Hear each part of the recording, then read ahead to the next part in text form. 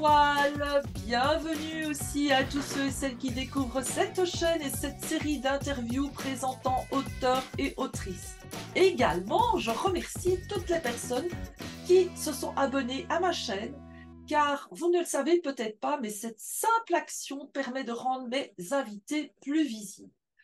Aujourd'hui, nous allons faire place à l'humour avec Christophe Tricart, qui vient nous présenter son livre « Une drôle de vie sous un arbre à barbe à papa », publié aux éditions Les mots se réveillent. Il s'agit de la deuxième autobiographie que je présente dans la boîte à livres.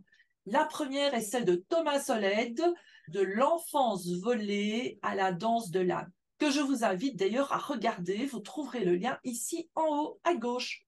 Bonjour Christophe. Oui, bonjour Ariane. Bienvenue dans la boîte à livres.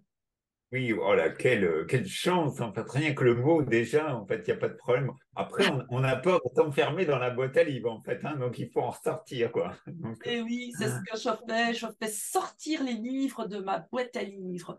Alors j'ai déjà eu des invités qui avaient écrit plusieurs livres, mais là on peut dire que tu as un routard de l'édition ainsi qu'un auteur prolixe puisque tu as publié une quarantaine de livres et de scénarios de bande dessinée dans des domaines très très variés, s'adressant tant aux adultes qu'à nos jeunes lecteurs. Et cela ne s'arrête pas là. Tu es également formateur indépendant et ton truc, c'est l'humour, l'optimisme, la créativité. D'ailleurs, je vais avoir le plaisir de te recevoir une deuxième fois prochainement dans ma série des jeux, des outils, des coachs, où tu viendras nous parler de l'humour au travail. Et je dois dire que ton livre est une jolie introduction à cette approche de la vie. Ce qui est intéressant, c'est que grâce à un certain Boris Bonsky, devenu un jour bon temps, tu parles de ta vie. Dis-nous pourquoi ne pas avoir assumé qu'il s'agissait de ton autobiographie. oui, alors en fait, bon, il y a une part autobiographique, mais bon, je rassure aussi à les lecteurs, quoi. C'est vrai qu'il y a aussi beaucoup de romances, quoi. C'est-à-dire que, en fait, je voulais m'amuser aussi, bien sûr, sur ma vie, et puis aussi créer une histoire, parce qu'en fait, je pense que la vie est une grande histoire, un grand scénario, quoi. Et puis de la dérouler, quoi. Donc d'année en année, quoi. Donc depuis, cette naissance, quoi. Donc d'un certain Boris, quoi, jusqu'à aujourd'hui. Hmm. Et qu'est-ce que tu as souhaité transmettre au lecteur à travers le partage de cette histoire? Alors, un truc tout bête, quoi, c'est que en fait, on peut avoir de la mémoire, parce que souvent, on a l'impression que on oublie les événements de notre vie, quoi. Et il suffit de tirer un petit tiroir pour que tout jaillit, quoi. Et ça, c'est merveilleux, quoi. Ça, c'est ce que je...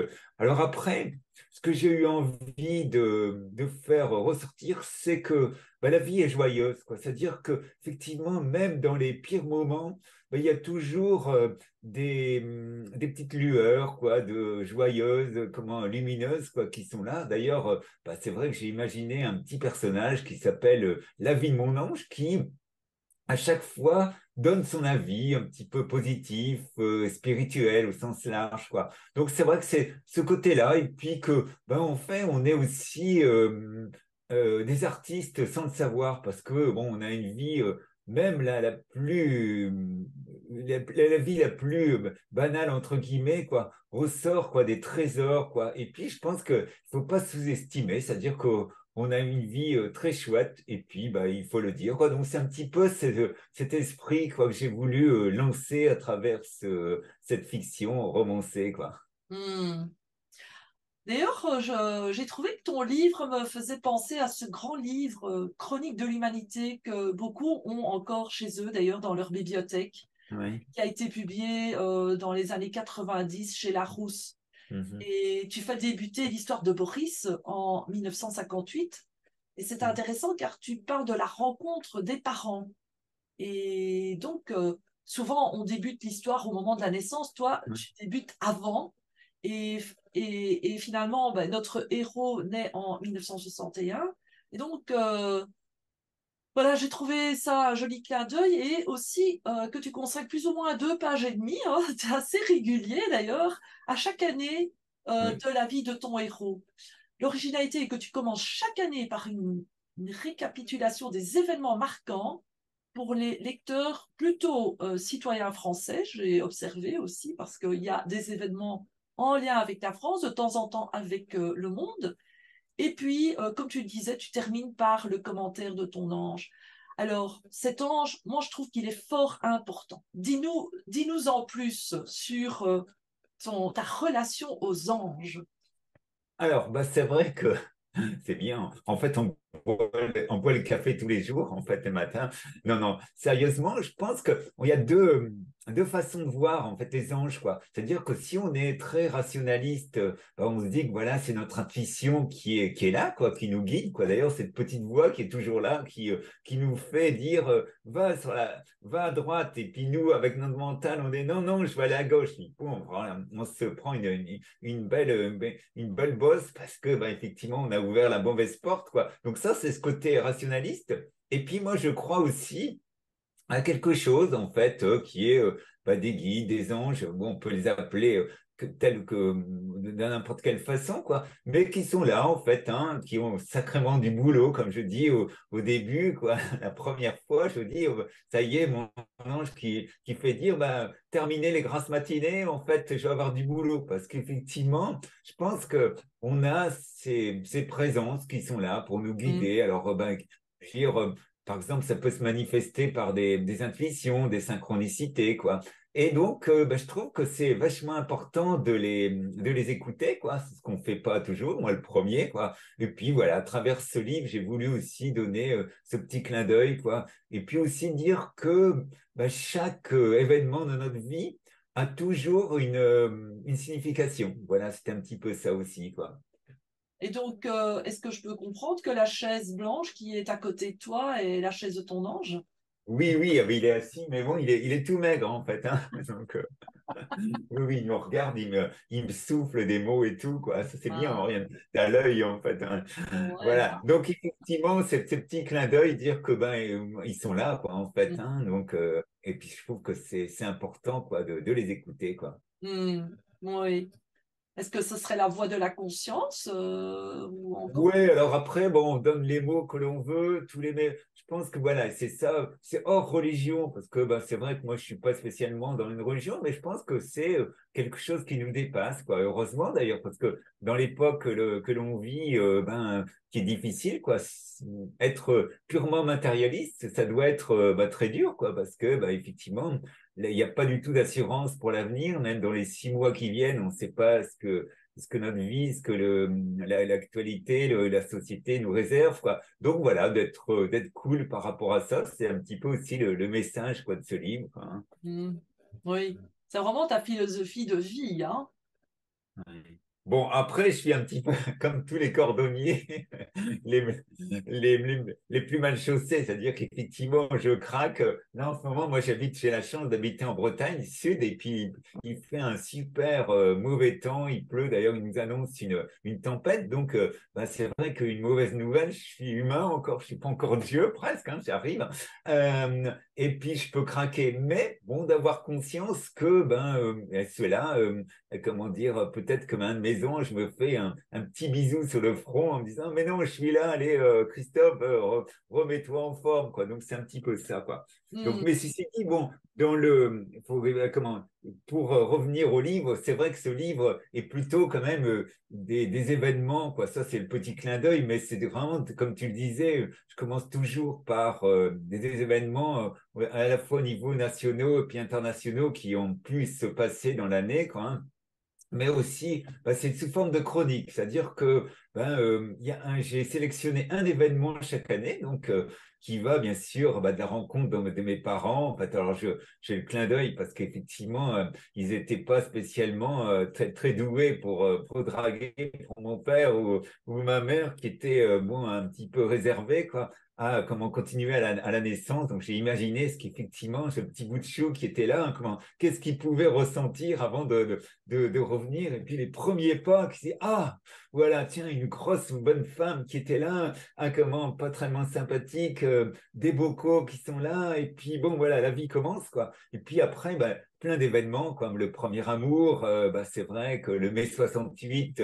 alors qu'il était un petit bout de chou, quoi. Hein, et donc plein d'événements, quoi, Mm. anecdotiques aussi, assez importants, comme par exemple bah, le décès, quoi, du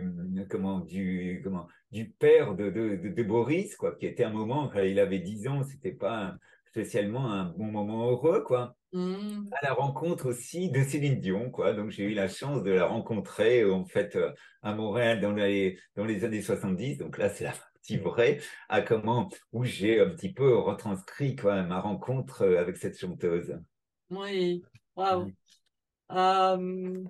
Et d'ailleurs, quand tu parlais du temps que vous avez en Bretagne, moi, ce que je remarque dans ton livre, c'est que tu arrives à voir finalement le bon côté de chaque événement. Et Mm. on peut considérer qu'il fait mauvais en Bretagne, mais en même temps, on peut voir comme euh, que l'eau et la pluie, c'est la fertilité, que c'est la vie et Mhm. que nous avons besoin aussi de jours de pluie avec des jours de soleil. Et je Ouais. trouve que ton livre vient aussi nous rappeler cela, c'est que quel que soit l'événement, il y a toujours des différentes approches et on peut toujours en tirer le meilleur. Oui, puis bon, là, cette fameuse scène du film Singing in the Rain où on voit, je me souviens plus le nom de l'acteur qui danse en fait sous la pluie, quoi. C'est un Mhm. moment merveilleux, quoi. Il est entouré et puis bah, c'est joyeux, quoi. Et puis aussi, bah, effectivement, l'adage populaire qui dit qu'après la pluie, ben, il y a un superbe rayon de soleil, quoi. Donc ça dure jamais, quoi. Voilà. Après, la notion du temps Mhm. est toujours aléatoire. Effectivement, le temps humain, bon, 5 minutes ou une année, ça ne veut rien dire, quoi. Donc, il faut accepter effectivement ce passage, quelquefois un petit peu douloureux, délicat, quoi, en se disant ben, qu'on va fermer notre parapluie et puis qu'il y aura un beau soleil et puis on prépare sa crème à bronzer parce que ben, voilà, ça va être super après, quoi. C'est un petit peu cette philosophie aussi, quoi.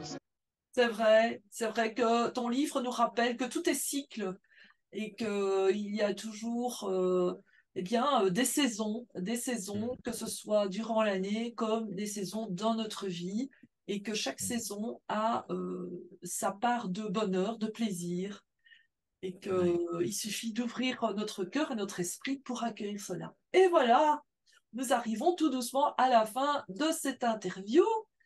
Alors, est-ce que tu aurais une petite recommandation à faire à nos auditeurs, auditrices par rapport à ton expérience de vie? Ouais, alors l'expérience, en fait, bah, je pense qu'il y a un conseil qui vraiment est vachement important que j'essaye de suivre, c'est de se poser, quoi. C'est-à-dire que, bah, à un moment donné, bon, vous êtes fatigué, vous avez une mauvaise nouvelle, vous avez une grande décision à prendre, au lieu de se précipiter, par exemple, d'envoyer un mail avec bourré de fautes d'orthographe, se dire, voilà, ben, je me pose et puis la solution, en fait, va arriver. Et puis aussi, peut-être, moi, quelque chose que je fais régulièrement, quoi, c'est des visualisations positives. C'est-à-dire que s'imaginer, bon, par exemple, vous allez chez votre banquière, bon, pas imaginer, bien sûr, qu'elle va vous signer un chèque de 10 000 euros. Non, ça, c'est pas possible. Mais par contre, imaginez que l'entretien va super bien se passer, que vous voir sortir de son bureau super content, en fait, du rendez-vous. Vous voyez, donc c'est un petit peu ça, quoi, se dire, Mm. voilà, se poser puis visualiser des moments positifs qui forcément vont arriver, quoi. Ouais. Et d'ailleurs, je viens de lire tout récemment une histoire à propos d'Ali, Ali le boxeur fort connu Mm. là. Ouais, amen. Et lui, Mm. il gagnait ses matchs grâce à la Ouais. visualisation. Il Mm. Tout à fait. Ouais. visualisait et il créait même des petits poèmes, des strophes, Mm. des rimes, Mm. et il les disait à tout bout de champ. S'il y avait un journaliste qui l'interviewait en disant alors, vous n'avez pas trop peur pour le prochain Mm. match avec cette machine à donner des coups de poing. Et lui, il redonnait son mantra. Ouais. Et, et son mantra, eh bien, c'était bien sûr l'autre, c'était il ne fait que taper et moi, Mm. j'en sortirai, etc. Et donc, finalement, il passait plus de temps à visualiser qu'à s'entraîner à la boxe. Et ça, c'est tout à fait passionnant de voir la puissance de l'intention et de la visualisation quand ils sont conjugués. Ouais, Alors, oui, tout à fait. comment peut-on se procurer ton livre? Voilà, bah là, alors oui, parce qu'en fait, c'est ma propre maison d'édition, quoi. Et c'est Mhm. vrai que on peut le commander par Internet. Et puis, comment dire, je te laisserai mettre le lien, quoi. Et puis, comment dire aussi, comment dire, avec une super dédicace, quoi, personnalisée, quoi. Donc moi, j'adore faire des dédicaces. Ça fait donc, ah voilà, bah oui, effectivement, voilà, donc là. La vérité, je trouve que c'est important quoi d'offrir quoi, pas mettre bonne lecture comme j'ai souvent vu à travers les salons du livre quoi. Donc voilà, donc la personne qui a envie de se faire un petit cadeau, Noël approche en fait, et puis passer un bon moment parce que c'est aussi comment toute une évolution du temps quoi. Et c'est vrai qu'à travers ces événements-là quoi. De passer de la deux chevaux quoi, des années 60 en fait à l'ordinateur, quoi, donc de 2023, quoi, avec toute l'évolution aussi qu'il y a pu avoir dans les événements, comme je parlais de mai 68, mais c'est aussi, comment dire, au niveau politique, d'avoir changé en mai 80, en fait, d'avoir Mitterrand, et puis, tous ces événements qui traversent cette fiction, quoi, et sont relatés, quoi.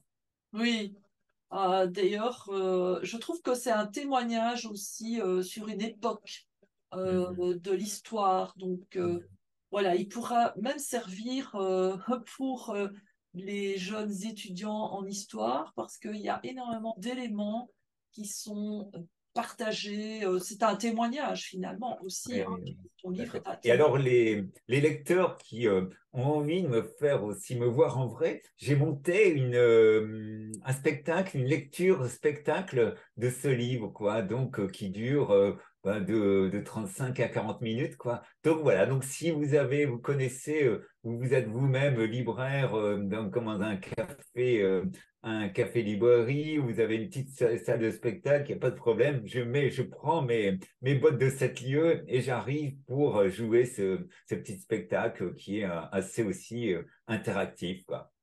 Et donc voilà, on lance le message à tous petits libraires, les libraires indépendants qui font un travail extraordinaire. En tout cas, je voudrais te dire un tout grand merci, Christophe, d'avoir accepté de faire cette interview qui, je l'espère, donnera envie aux auditeurs et auditrices de se le procurer. Et puis, je vous rappelle, chers amis, qu'en vous abonnant à ma chaîne, vous serez informés des prochaines interviews. Également, petit rappel, aidez-moi à rendre plus visibles mes invités en cliquant sur le pouce et en activant la cloche pour ne rater aucune des vidéos. Au revoir, Christophe. Merci, Aurélien. Merci. Au revoir. Voilà, au revoir et à très bientôt pour d'autres livres, d'autres univers, d'autres manières de voir le monde.